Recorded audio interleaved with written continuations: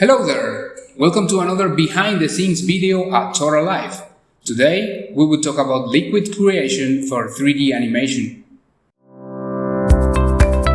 Today I'm going to show you how these liquid simulated clips are produced. To create something complex as a liquid, we need a specialized computer program for the job. There are a few programs available for this task.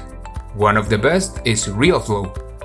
Realflow is a simulation software capable of recreate the movement behavior of the interaction between objects, such as a bunch of objects colliding with each other or the changing form of a liquid in motion, or both, liquid interacting with other objects. To create a liquid in here, we start with something called emitter. This emits a bunch of tiny dots called particles that behave like a liquid but made of dots. Remember that I used the word simulation software instead of animation? That is because we don't really animate things in here in the traditional way. I mean, we don't animate those moving dots individually, no, that would take forever.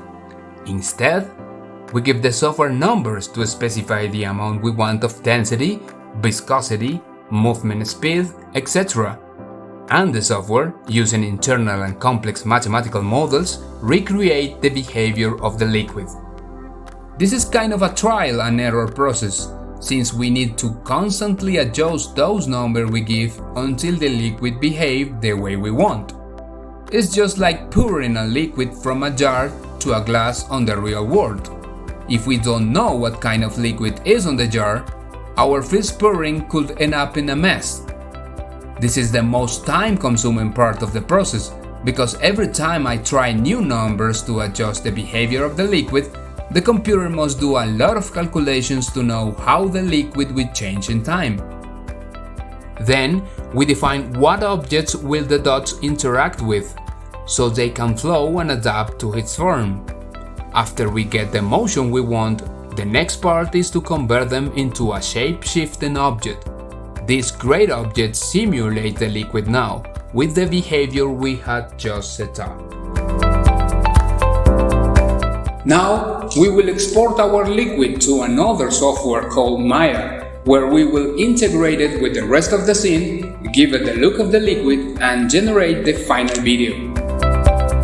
For the look of the liquid, we create something called material, where we define all the visual properties of our liquid, such as transparency, reflection, refraction, etc. After we have the look we want, we apply this material to the liquid, so it can look, in this case, like water. The final stage is to create a video to see our liquid in motion. This process is called rendering. Here, the computer processes every step of our liquid and the rest of the objects of the scene to create a final video. This is another time-consuming process that takes hours to complete, even days, and if a regular home computer could do this job, it will take weeks.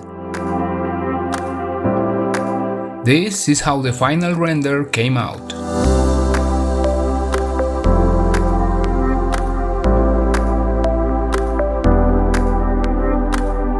Thank you guys for watching another behind the scenes video at Torahlive. As always, we hope you enjoy it and can't wait to see you in the next one.